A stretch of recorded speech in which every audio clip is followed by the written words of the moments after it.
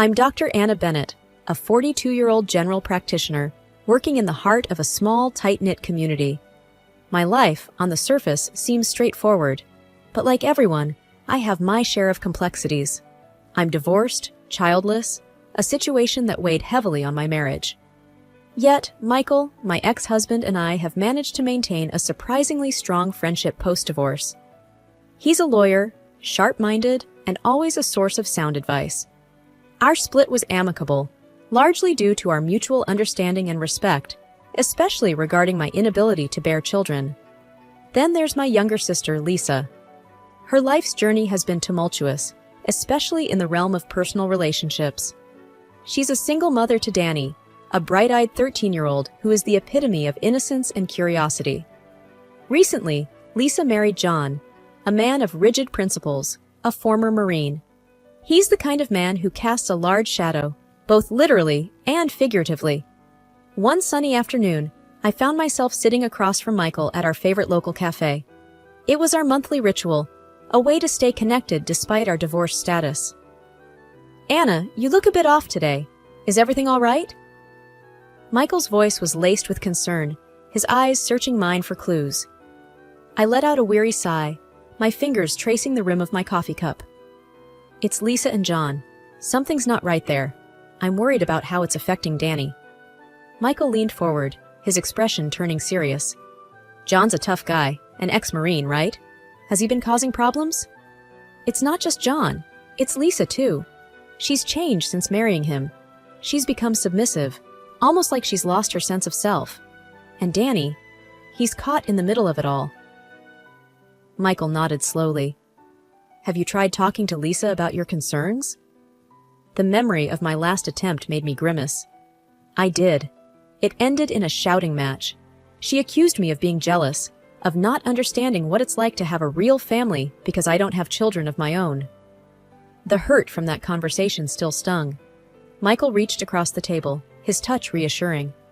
"Anna, you're one of the most compassionate and caring people I know. Don't let Lisa's words get to you. She's probably just defensive." I gave a weak smile. "Thanks, Michael. I just wish I could do something for Danny. He's become so withdrawn lately." "Why don't you spend some time with him? Maybe he'll open up to you," Michael suggested. "That's a good idea. I'll try to talk to him this weekend." We spent a few more minutes chatting, mostly about Michael's latest cases and some of my challenging patients at the clinic. As we parted ways, my mind was already planning a visit to Lisa's place, hoping to find a way to reconnect with Danny. The drive to the clinic was a blur, my thoughts consumed with concern for my nephew. I knew all too well how family dynamics could impact a child, especially in a household where one parent's personality overshadowed the other's. I had seen it in my practice, the silent cries for help hidden behind the facades of normal family life. After my coffee with Michael, I decided it was time to have a serious talk with Lisa about her new life with John. It was a Saturday, and I figured a visit might be overdue. So, I drove to Lisa's house, rehearsing the conversation in my head. When I arrived, Lisa opened the door, a forced smile on her face. "Anna, what a surprise! Come in." The living room was tidy, almost too perfect. Danny was sitting on the couch, his eyes glued to a video game. "Hey, Danny," I greeted him. He just nodded without looking up. Lisa led me to the kitchen. "Coffee?" she offered. "Sure, thanks," I replied, sitting down at the kitchen table. The air was tense, and I knew this wasn't going to be easy. I took a deep breath. "Lisa, we need to talk. About John and how things are at home." Lisa stiffened, her back straightening. "What about John? He's a good husband." "It's just, you seem different, like you're not yourself. And Danny, he seems unhappy." Lisa's eyes flashed with anger. "You think you know better? Just because you're a doctor? You're not a mother, Anna. You don't understand." Her words stung, but I pressed on. "I'm worried about you, Lisa, and Danny. John seems to be, well, he's very controlling." "And what's wrong with that? He's a man. He knows how to run a household. You wouldn't understand, living alone, no husband, no kids." I felt my patience wearing thin. "Lisa, being alone doesn't mean I don't understand what a healthy relationship looks like. You're my sister. I care about you. Lisa slammed her coffee cup on the table. You think you're better than me? Because you're a doctor? Because you have your fancy friends and your ex-husband who's still in love with you? Lisa, that's not fair. I'm just concerned. You have no right to be concerned. Lisa stood up, her voice rising. You should leave. I don't want your concern here. I stood up, feeling a mix of anger and sadness. Fine, Lisa. I'll go. But remember, I'm here if you need me, for you and Danny. I walked out, hearing Lisa's frustrated sigh behind me.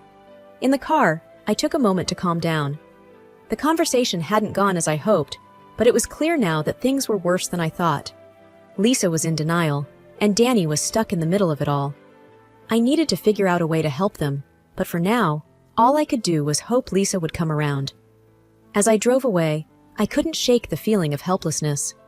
My sister, once so vibrant and independent, was now a shadow of her former self. And Danny, a kid who used to be full of laughter and energy, now seemed lost and withdrawn. I knew I had to keep an eye on them somehow. Despite Lisa's harsh words and the closed door between us, I couldn't just sit back and do nothing, especially when it came to Danny. I decided to reach out to him directly, but discreetly, to avoid causing more friction with Lisa. A few weeks after the confrontation with Lisa, I sent a text to Danny. Hey Danny, it's Aunt Anna, just checking in. How are you? I waited anxiously for a response, half expecting him not to reply, but then my phone buzzed. Hi Aunt Anna, I'm okay, I guess. Encouraged, I typed quickly. Are you sure? You can talk to me, about anything. There was a pause before he replied. Can't really talk. John's rules. My heart sank. Rules? Yeah, he's got a lot of rules. Mom follows them. Says it's for the best. I could feel the frustration building up inside me. Danny, do you want to meet up? Maybe grab some ice cream? Just you and me. It took a while before he responded. Maybe. I'll have to sneak out. Can't let Mom or John know. Okay, let's meet at the park, near the old oak tree. Tomorrow afternoon? Sure, Aunt Anna. The next day, I waited at the park, feeling a mix of nerves and determination. When Danny showed up, he looked around nervously before sitting down beside me. Aunt Anna, I can't stay long. John might find out. I nodded, keeping my voice low. I understand. Are you okay, Danny? You can tell me if you're not. Danny fidgeted, his eyes darting around.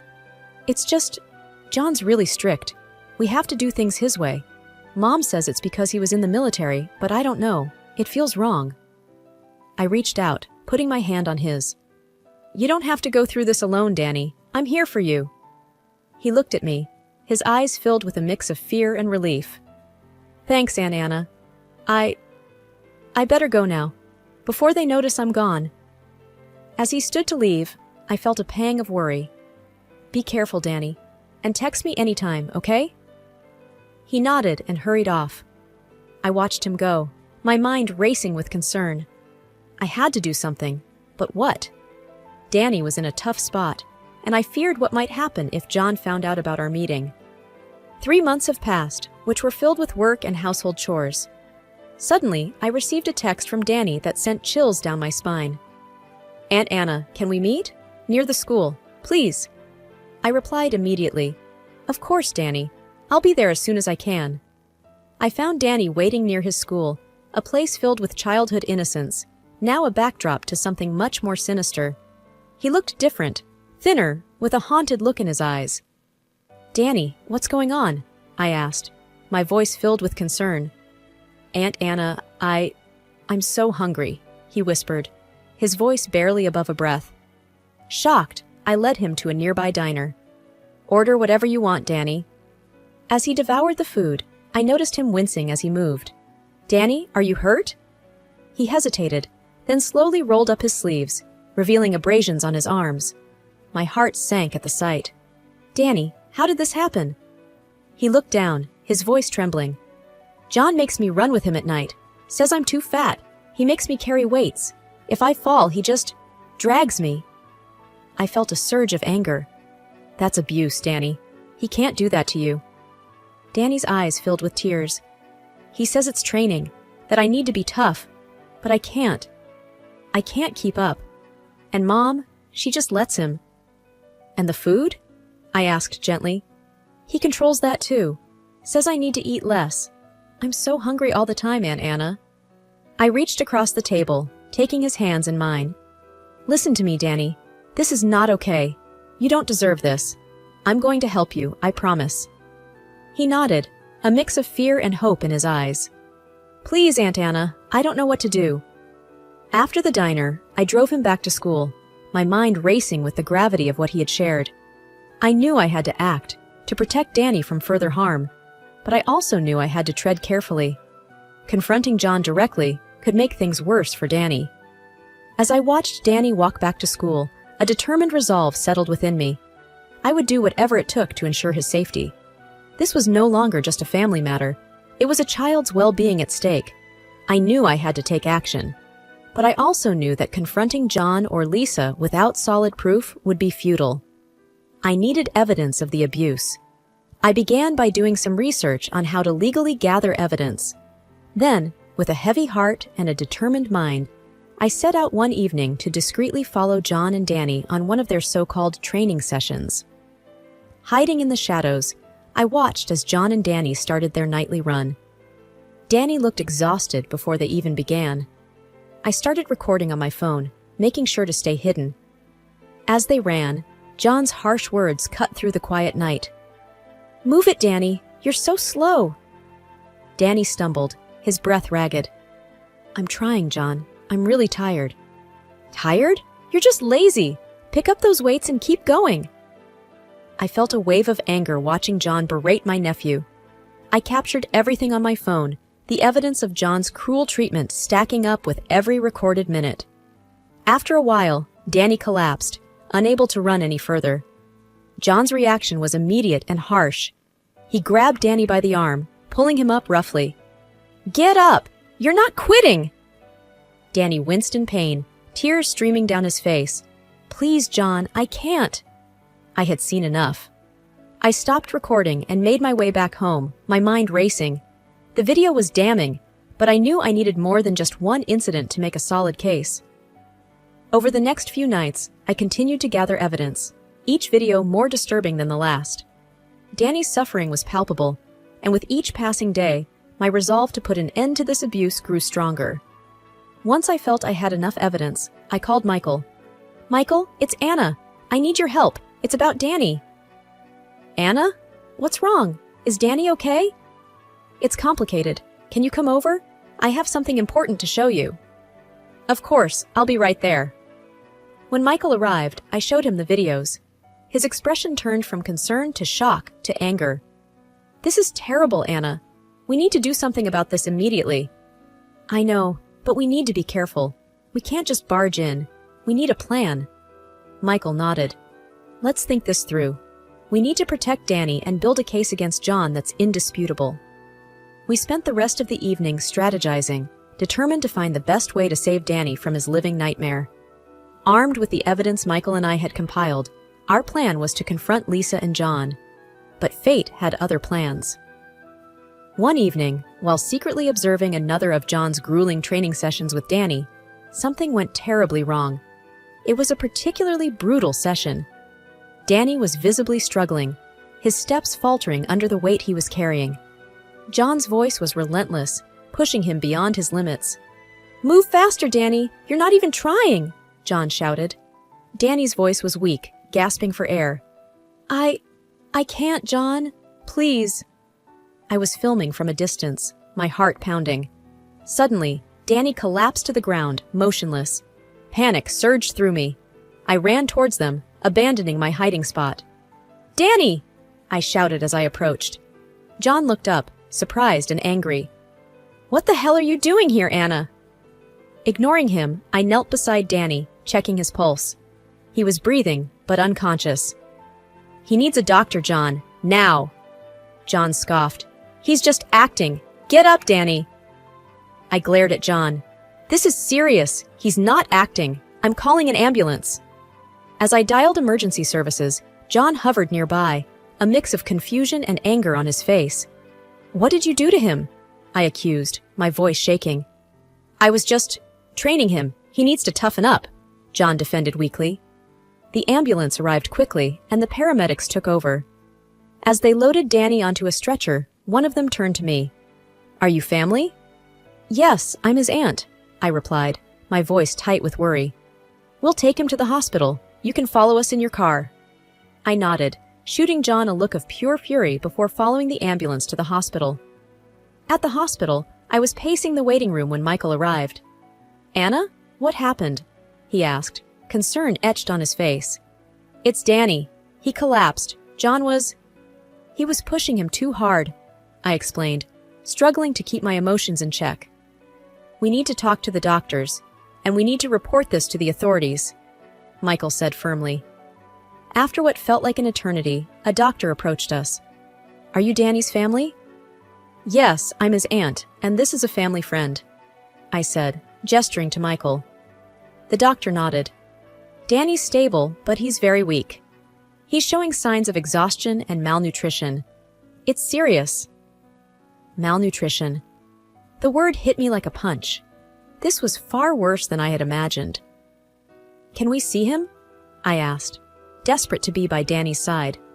"Yes, but only for a few minutes. He needs rest." As Michael and I entered Danny's room, I couldn't help but feel a wave of guilt. I should have acted sooner, but now there was no turning back. We had to protect Danny, no matter what it took. After the harrowing night at the hospital, Michael and I knew it was time to confront Lisa and John directly. The next day, we went to their house, my heart heavy with a mix of anger and dread. Lisa opened the door, surprise etched on her face. "Anna? Michael? What are you doing here?" "We need to talk, Lisa. It's about Danny," I said, my voice firm. Lisa's expression changed to one of defensiveness. "What about him?" "Let's sit down. This is serious," Michael interjected, his lawyer demeanor taking over. We sat in the living room, an air of tension enveloping us.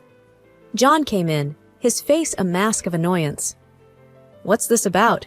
he asked gruffly. "It's about Danny," I started. "He's in the hospital because of your training. You've been pushing him too hard. He collapsed." Lisa was crying silently. John's face hardened. "He's just weak. He needs to toughen up." I couldn't contain my anger. "Toughen up? You've been abusing him, John. He's malnourished and exhausted." Lisa looked between us, confusion and fear in her eyes. "Abusing? John, tell me this isn't true." John snorted. "This is nonsense. He's my stepson. I'm teaching him discipline." Michael leaned forward. "Discipline? No, John. What you're doing is abuse. We've seen it, and we have evidence." "Evidence?" Lisa's voice was a whisper. I pulled out my phone and showed them the videos I had taken. Lisa's face went pale as she watched. This can't be," she murmured, tears brimming in her eyes. John stood up, his face red with anger. "You had no right to spy on us." "I had every right when a child's safety is at stake," I shot back. Michael stood up, his presence commanding. "We're not here to argue. We're here to tell you that this stops now. We're going to take legal action if necessary." Lisa looked lost, torn between her husband and her son. I didn't know. I thought John was just being strict." I reached out to her. "Lisa, you need to see the truth. Danny is suffering because of John's actions. You need to choose, your husband or your son."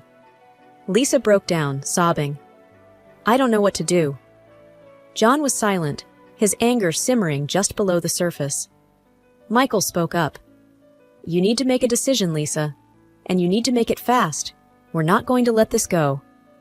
As we left their house, my emotions were a whirlwind of anger, sadness, and determination. I knew this was just the beginning of a difficult journey, but I was ready to do whatever it took to protect Danny. The weeks following our confrontation with Lisa and John were a whirlwind of legal proceedings and difficult decisions. Finally, the day came for a crucial meeting with Lisa, John, and a social worker from Child Services. The future of Danny, my nephew, hung in the balance. We gathered in a somber room at the Child Services office. Lisa and John sat together, a united front. The air was heavy with tension and unspoken words. Miss Carter, the social worker, initiated the meeting with a stern look. We're here to discuss the welfare of Danny and the allegations of abuse against Mr. John Richardson. John's face hardened. Allegations? They're nothing but lies. I couldn't contain my frustration. Lies? Danny was in the hospital because of what you did to him. Miss Carter interjected. Please, let's remain civil. We have substantial evidence of the abuse. Lisa, her eyes cold and distant, spoke up for the first time. I stand by John. I don't believe these accusations. He's been nothing but good to Danny. I stared at her in disbelief. Lisa, how can you say that? Danny is your son. John wrapped his arm around Lisa, a smug look on his face. She knows the truth. This is just a vendetta against us. Miss Carter sighed. Regardless of personal beliefs, the evidence is compelling. We are moving forward with terminating your parental rights due to abuse. John scoffed, but Lisa remained silent, her decision clear. Michael leaned forward. You're making a mistake, Lisa, choosing him over your own child. Lisa's response was chilling. My husband is my priority. Danny will have to understand. The finality in her voice hit me like a wave. I realized then that Danny had been abandoned by his own mother for her husband. After the meeting, with Lisa and John's rights terminated, I knew what I had to do. I filed for custody of Danny. There was no opposition. It was clear they had given up on him. When the custody was granted, I sat down with Danny, who had been staying with me since the hospital. Danny, I'm going to be your guardian now. You're going to live with me, I said gently. Danny looked up, his eyes filled with a mix of sadness and relief. Does she not want me? I took his hand, choosing my words carefully. Your mom made a choice, Danny, but I want you to know you're not alone. I'm here for you, and I always will be. He hugged me, a quiet sob escaping him. Thank you, Aunt Anna. I just want to feel safe. Later, we were sitting in a cafe, me, Danny, and Michael. I was looking at Danny, Michael was looking at me, and there was something more than just respect in his gaze. I looked at him and smiled, and he smiled back and took my hand. It was reassuringly. I do not know what awaits me and Michael, but I'm sure that Danny is waiting for a completely different life.